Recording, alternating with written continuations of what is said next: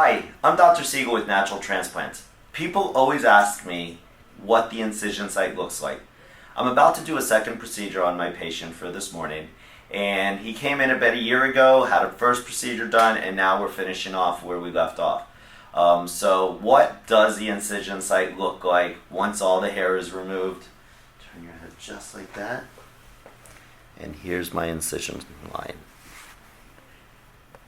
So you can see how minute, how minimal this incision site is, going all the way around.